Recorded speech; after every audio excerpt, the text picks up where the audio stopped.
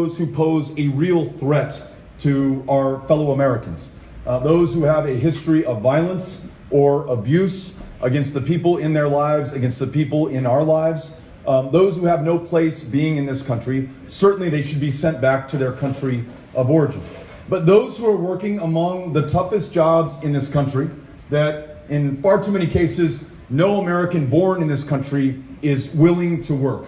Those who hold our common value of family and just want to be together. Those who've been here in many cases for decades, in the shadows, maybe earning a minimum wage, maybe earning less than a minimum wage because their lack of status is used against them sometimes by their employer to keep them down. There's no reason whatsoever that there should be any priority to find or deport them. And perhaps more perverse, we should also know that those kids who in many instances we took from their parents at the border, those kids who far too often showed up to this country alone after traveling 2,000 miles.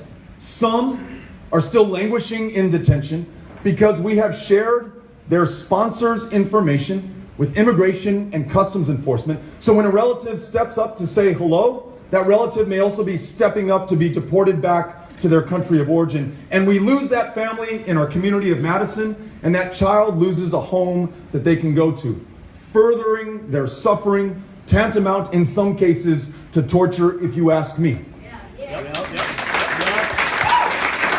So let's reserve internal immigration enforcement for those who truly pose a violent risk to our fellow Americans. Let's also acknowledge this is not a function only of President Trump.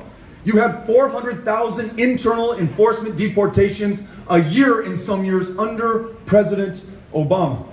This is something that all of us have to own and face squarely if we're going to make this better.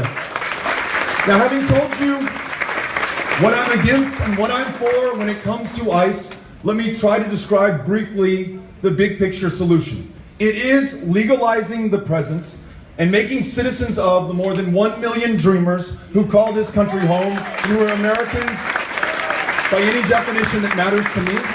It's ensuring that that does not come at the price of their parents, who the dreamers I've met refer to as the original dreamers, who made the decision to leave their comfort, their home, their country, to bring their child here for a better life and to contribute to the betterment of all of our lives. And let's acknowledge that there are millions more, not just from Latin America, but from all over the world, who are contributing to this country's success. There are Americans who came here, can trace their family lineage back 10,000 years. There are Americans who were brought here in bondage as slaves to literally build this country, though they enjoyed almost none of the fruits of their labor. There are those who fled persecution, who came here to be with family, who emigrated to this country 300 years ago, 3 days ago. As my friend John Lewis says, all of us came here at some point in a different ship. Now we are in the same boat. And let's make sure that we understand that, and that this country is run in such a way to make the most out of every single one of us. Thank you for your question. Appreciate it. You've been waiting. Yeah, given your rich musical history, I couldn't help but to ask you, which album by the band Spoon is your favorite?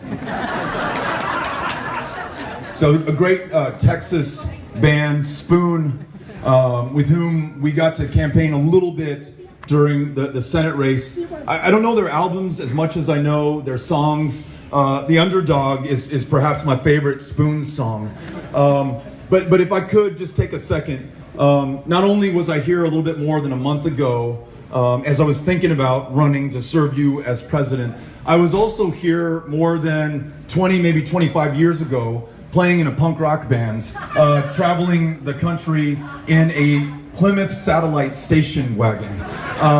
And there's something about the way in which we traveled, the do-it-yourself spirit of that punk rock adventure and tour across the country, and the way in which we want to run this campaign and listen to and serve everyone and show up everywhere. This is going to be about people, and just about people. And it's the same way that punk rock was able to strip down all the excess of rock and roll, the stadium shows, the 12-minute songs. And my son is now into Rush, so I'm all about the 12-minute songs now. But get back to the roots of rock and roll, to its very essence. Whether that was Discord Records, whether it was the Replacements, whether it was Joan Jett, they helped us to return to our roots. We have a chance right now in our democracy, where too much of the Democratic Party has been captured by corporate interests, to strip down our politics to its roots. It's really about eyeball-to-eyeball connections in rooms like these, working together to make sure that we do better for everyone. So we want to run this campaign in that same way. Thanks for the question. Yeah. All right, I have time for 3 more. I know there's a lot of hands up, but we only have time for 3 more. Welcome to Wisconsin. Okay, we're coming back to you. You're next. My question is pretty simple. It shouldn't take that long to think about it. Is it really premature for you to publicly announce a commitment to selecting a woman as your vice presidential candidate?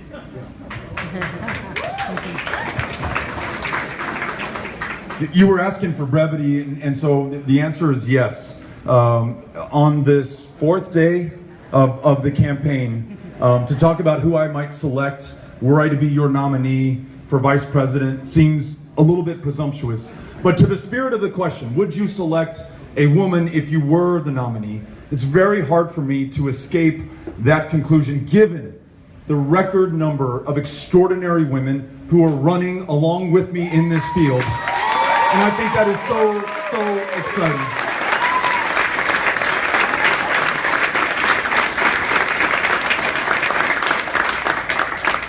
I really think it makes a tremendous amount of sense. And in that same spirit, let me just conclude my answer with this. There are, I'm told, 13 declared candidates already. I'm lucky number 13 in this field. There will likely be more. I think this is a great problem for us to have as a party and as a democracy. So many choices, so many different life experiences, so much different expertise that can be brought to bear in the conversation, in the debates. But come summer of 2020, let's all remember we're going to be on the same team, behind the same nominee, no matter who she or he happens to be. So let's do nothing that compromises our ability to work together to defeat Donald Trump and to on day one be ready to serve. Thank you. Thanks for the question.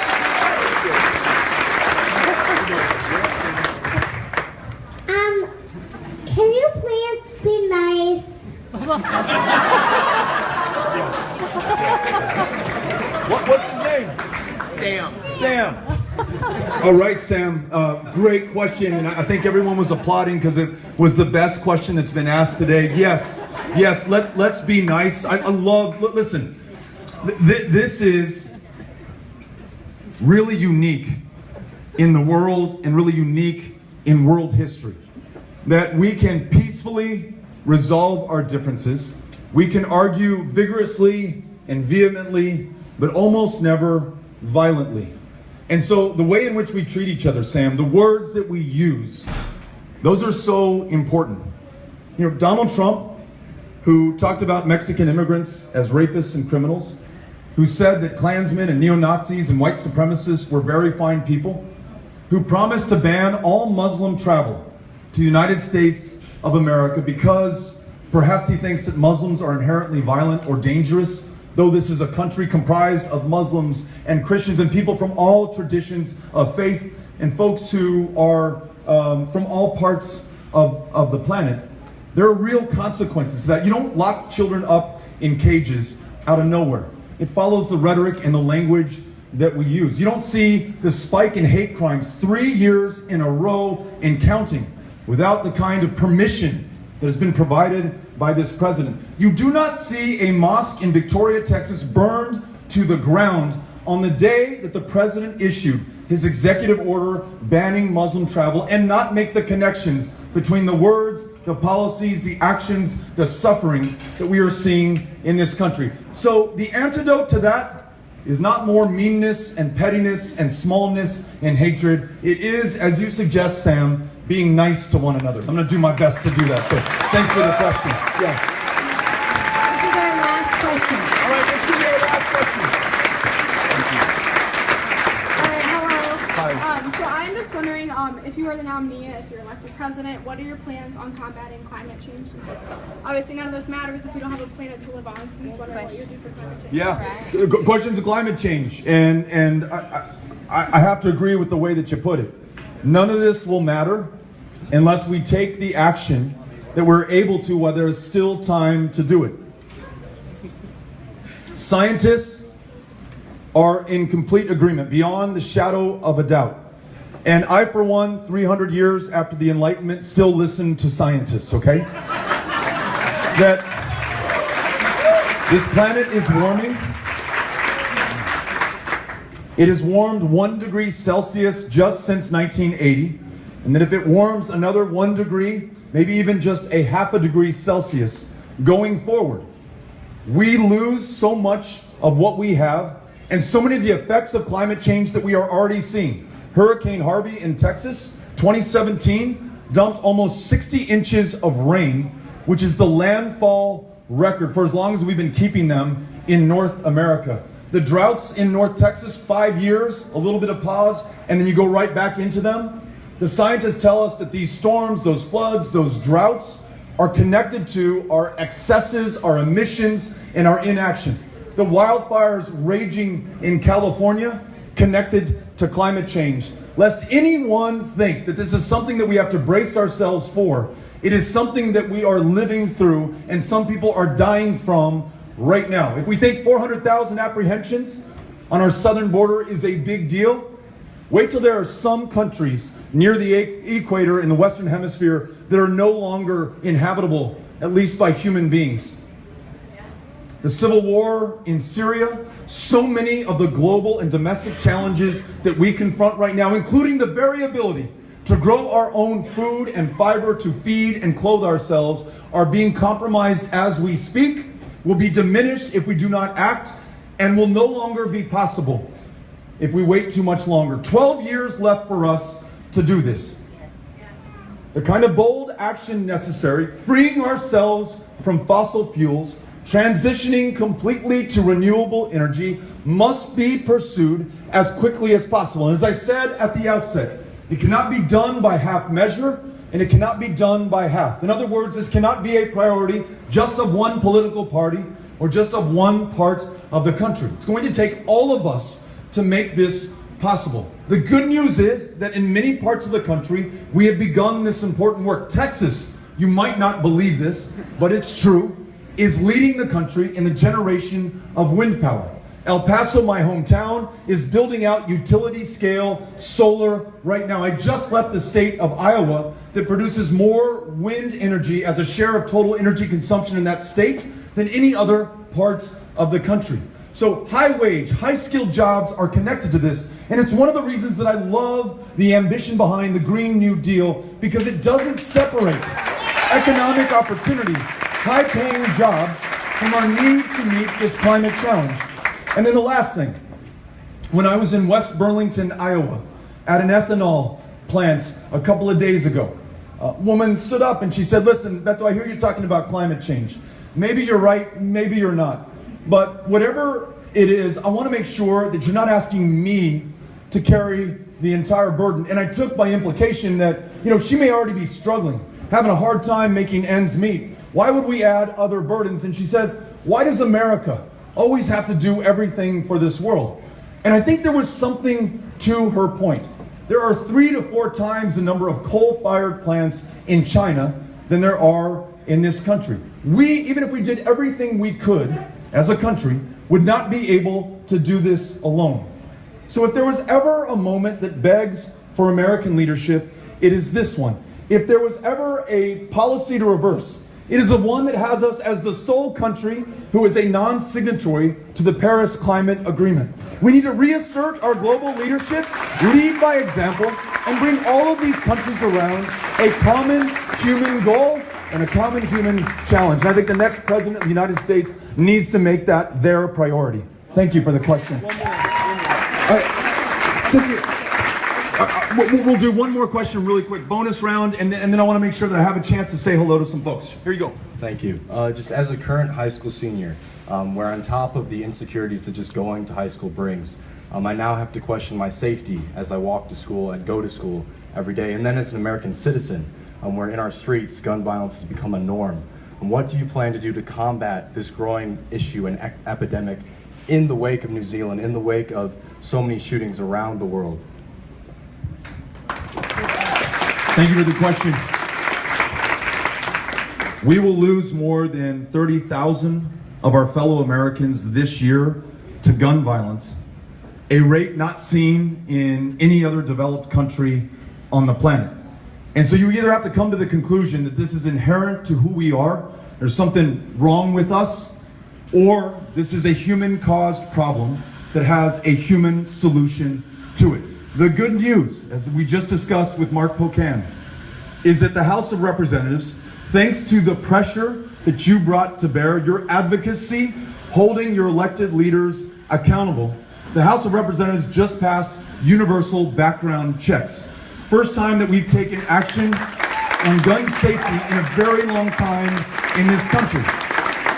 Those states that have already adopted universal background checks have seen a near 50% reduction in violent gun crimes in their states. Let's make sure that every single American has the benefit of that violence reduction. Let's make sure that, as my son Henry reminded us when he came home from school last spring from first grade, that he's going through active shooter drills in his first grade classroom. And that school teacher who's working a second job, who spends up to $1,000 out of her own pocket to decorate the classroom, pay for school supplies, buy that hot meal for the kid on free and reduced breakfast and lunch, but who does not have food to go home to, who clothes the kid who's shown up in the same pair of jeans and t-shirt every single day of the week so that she can hold her head up high on the last day of that week. That same teacher now is responsible for training the children before her, or before him, for what so many think is inevitable. In the wake of the Santa Fe high school shooting, one of the most chilling moments was an interview with one of the students. And the TV reporter puts the microphone in front of her face and says, that had to be terrifying to have that shooter come in and shoot your fellow classmates. Were you surprised and shocked? And she said, no. I thought sooner or later this was going to happen. We absolutely cannot be this country. And as much consensus as there is around universal background checks amongst gun owners, non-gun owners, rural, urban, Republican, Democrat, and independent Americans alike, that won't be enough. We're also going to have to do some things that are a little bit more politically difficult, like this one. Those weapons that were designed and engineered and sold to the United States military for the express purpose of killing people as effectively, as efficiently, and as great a number as possible can no longer be sold into our communities unless we expect more massacres and more violence like the ones that we have seen. And last thing, I'm glad that you mentioned both school shootings, mass shootings at public events, and the fact that day in and day out, there are so many shootings in our neighborhoods, in our cities, so many of them claiming the lives of people of color, that we have become numb to it. They no longer make the headlines or the news. Every single life in this country matters. Every single life should be represented in the debate, the discussion, and the resolution on gun safety. So thank you for making sure that we have that discussion and that we make that change. Thank you, Madison, for having us out. Thank you, Cargo Coffee. Thank you to the Brooks family, my cousins who came out here. Very, very grateful. Thank you very much. Bye-bye, everybody.